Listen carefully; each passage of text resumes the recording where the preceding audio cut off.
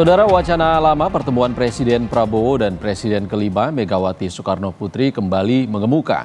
Ketua DPP PDI Perjuangan Puan Maharani dan Ketua Harian Gerindra Sufmi Dasko Ahmad kompak menyebut Prabowo dan Mega akan secepatnya bertemu. Pengamat politik menilai Prabowo dan Megawati sama-sama punya kepentingan politik dari rencana itu. Salah satunya bagi PDIP mengamankan jalannya Kongres. Wacana lama pertemuan Presiden Prabowo Subianto dan Presiden kelima yang juga Ketua Umum PDIP Megawati Soekarno Putri kembali mengemuka. Hal itu ditegaskan Ketua DPP PDI Perjuangan Puan Maharani yang menyebut Prabowo dan Megawati akan segera bertemu usai libur Lebaran 2025. Ya, Ibu menyampaikan salam kepada Pak Prabowo, semoga sehat selalu dan semoga setelah Lebaran suasana akan menjadi semakin baik dan semuanya berjalan dengan baik untuk bangsa dan negara. Rencana pertemuannya kapan, Mbak? Secepatnya. Cepatnya kapan? Secepatnya kapan? Apa mau open house nih? Apa pada saat open house? Juga ada open house, semuanya ini semua juga ada open house, jadi semua Pak Prabowo pasti akan ada kesibukan dan Ibu Mega juga sudah nggak ada open house. Jadi pasti setelah Lebaran ini, setelah libur Lebaran akan ada pertemuan secepatnya. Rencana itu dibenarkan Ketua Harian DPP Gerindra Sufmi Dasko Ahmad yang bilang pertemuan Prabowo dan Megawati akan terjadi secepatnya. Dasko pun mengaku sudah berbincang soal pertemuan Prabowo Mega dengan Puan. Pertemuan Bu Mega dan Pak Prabowo tadi bilang secepatnya itu kapan? Nah, itu sama-sama sepakat. Itu secepatnya. Secepatnya kapan? Itu aja. Tadi sudah sempat ngomong dikit-dikit sih sama Mbak Puan. Pengamat politik Agung Baskoro menilai Prabowo dan Megawati sama-sama punya kepentingan dengan rencana pertemuan itu. Menurut Agung, Megawati perlu menjaga agar Kongres berjalan lancar dan kader partainya tak diganggu secara hukum. Sementara Prabowo berkepentingan untuk menuntaskan pekerjaan rumah konsolidasi para mantan kepala negara. Pertama dan yang utama bagi Ibu Megawati menjadi relevan agar PDIP tidak diganggu. Dalam konteks misalnya saat nanti Kongres digelar, tidak ada yang mengaut-aut dari eksternal. Yang kedua, tidak ada lagi kader-kader PDIP yang diganggu secara yuridis. Nah, di sisi Pak Prabowo apa urgensinya? Di sisi Pak Prabowo yang paling utama adalah ini pekerjaan rumah yang belum tuntas di masanya untuk bertemu dengan Ibu Megawati. Karena beliau sudah bertemu Pak SBY, sudah bersama Pak Jokowi, dan bersama Ibu Mega ini pekerjaan rumah yang harus tuntas. Karena bila ingin Presiden Prabowo mempersatukan semua eks-presiden, inilah momennya. Sebelumnya, putra Presiden Prabowo Subianto, Didit Hedi Prasetyo, sudah terlebih dahulu sowan ke rumah Presiden kelima sekaligus Ketua Umum PDI Perjuangan Megawati Soekarno Putri pada Hari Raya Idul Fitri Senin lalu. Dalam pertemuan itu, Didit turut membawa pesan dari Prabowo. Tim Liputan, Kompas TV. Lalu bagaimana membaca arah pertemuan Presiden Prabowo Subianto dan Presiden kelima Megawati Soekarno Putri dan seberapa penting pertemuan ini bagi kedua tokoh itu? Kita bahas bersama Daniel Anzar Simanjuntak, anggota Dewan Pembina Partai Gerindra, Seno Bagaskoro, politisi PDI Perjuangan, dan Burhanuddin Muhtadi, Direktur Eksekutif Indikator Politik Indonesia. Selamat sore Bapak-Bapak, salam sehat semuanya. Selamat sore Mas, Bang Daniel, Prof. Burhan, selamat sore. Bang Daniel, Mas Burhan, kita ke Mas Seno dulu. Mas Seno, sudah ada kode juga dari Pak Prabowo, putranya Mas Didit sudah bertemu ke kediaman Bu Mega. Ini kapan undangan dari PDIP untuk bertemu antara Bu Mega dengan Presiden Prabowo Subianto? Ya, terima kasih Mas. Pertama kami mohon maaf lahir batin dulu terhadap semua pemirsa Kompas. Tentunya kalau kita melihat konteks bagaimana pertemuan antara Mas Didit Hedi Prasetyo dengan Ibu Mega, itu terjadi di momentum Lebaran yang penuh kental dengan suasana tradisi bangsa Indonesia yang secara DNA sangat punya kegandrungan terhadap silaturahmi terutama di momentum ini.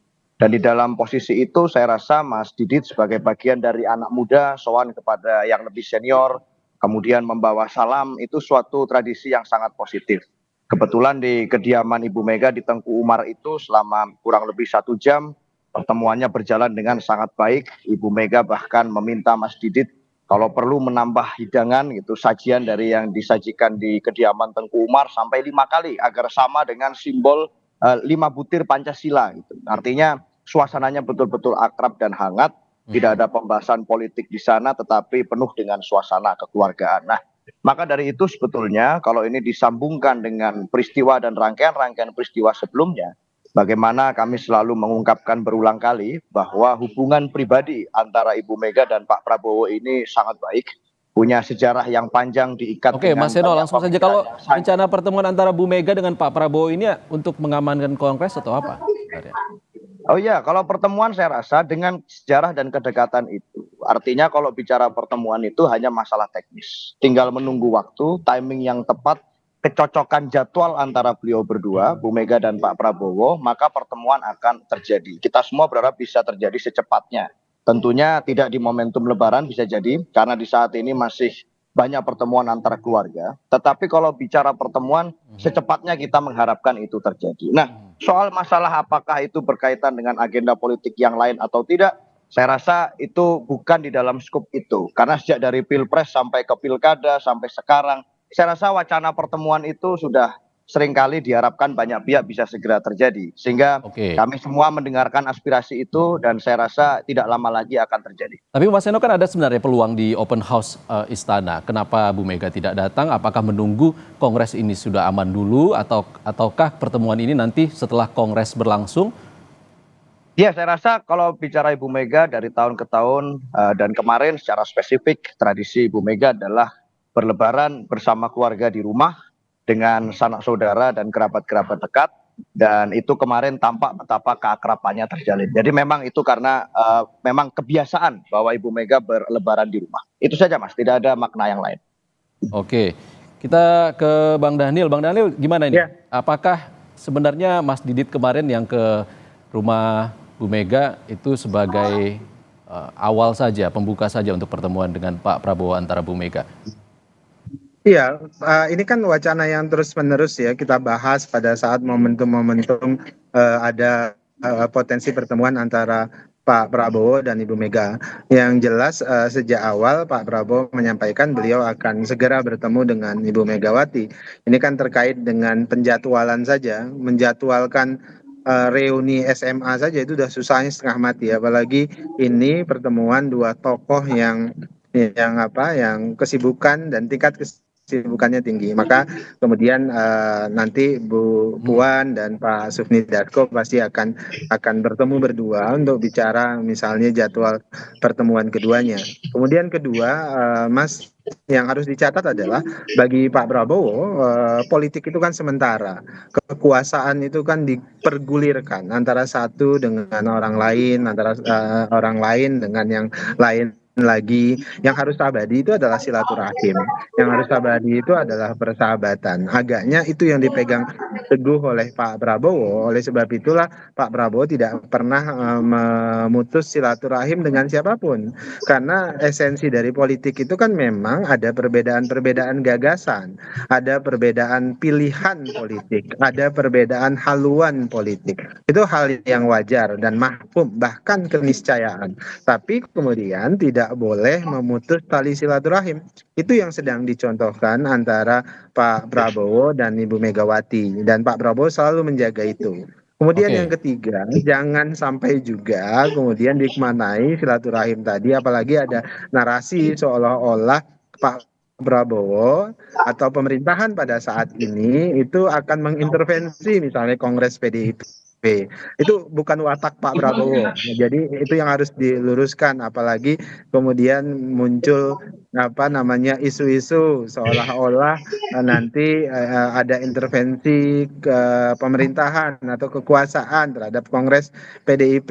Itu bukan gaya Pak Prabowo. Pak Prabowo tidak pernah ikut mengurusi dalam tanda kutip rumah tangga orang lain.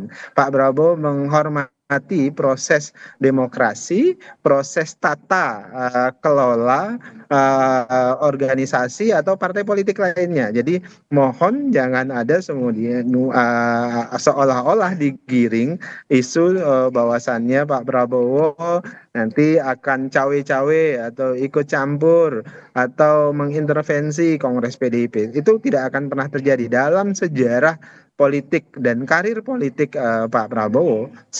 Pendek sepengetahuan saya, itu tidak pernah ikut campur dengan agenda politik partai lain, dengan agenda politik, tokoh, ormas, atau asosiasi apapun itu. Saya pikir Oke. begitu, Mas. Bang Daniel, kita ke Mas Burhan. Mas Burhan berangkat dari yang dikatakan Bang Daniel tadi, ini berangkat dari tidak ingin memutus tali silaturahmi.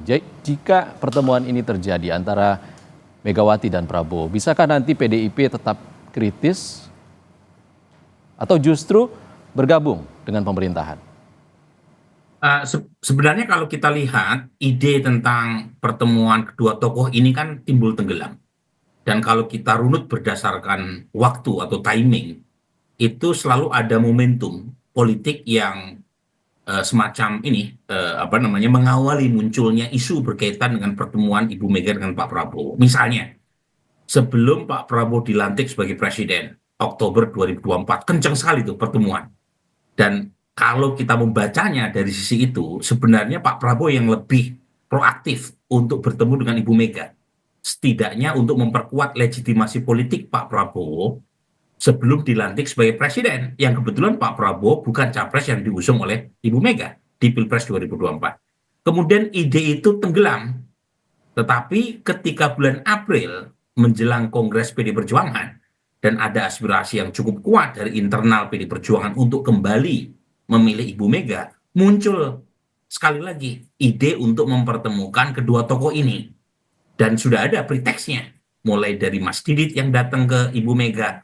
Yang kali ini saya baca, Ibu Mega yang lebih proaktif untuk bertemu dengan Pak Prabowo. Karena tentu saja Kongres PD Perjuangan itu membutuhkan semacam tanda kutip legitimasi dukungan diam-diam dari Pak Prabowo atas rencana dipilihnya kembali Ibu Mega, yang dalam bahasa pengamat seperti Mas Agung itu kira-kira jangan sampai proses Kongres diganggu ya oleh elemen eksternal. Itu bahasa Mas Agung ya.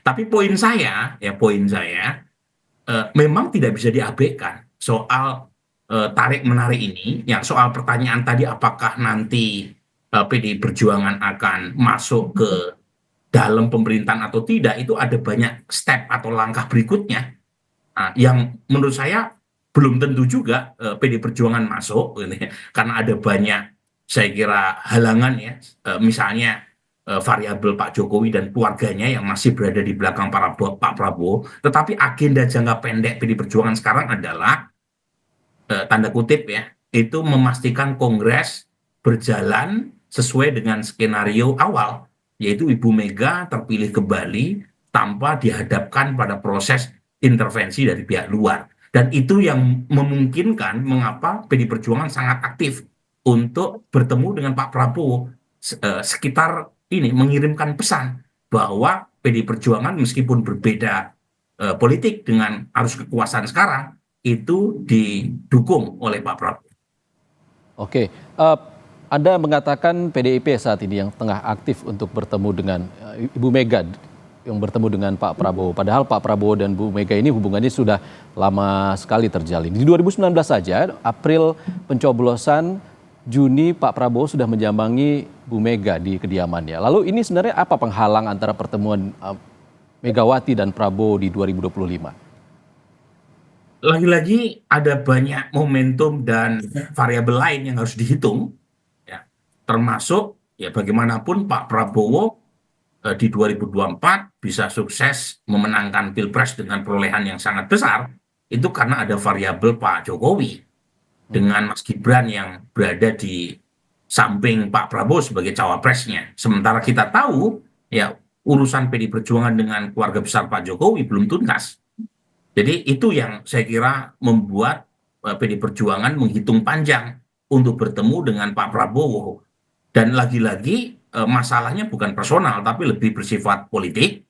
Dan kalau misalnya sekarang PD Perjuangan terlihat lebih aktif untuk membidani lahirnya pertemuan dengan Pak Prabowo, lagi-lagi konteks Kongres PD Perjuangan bulan ini itu tidak bisa diabaikan. Tetapi apakah kemudian akan berujung pada koalisi antara PD Perjuangan dengan Pak Prabowo, itu lain soal.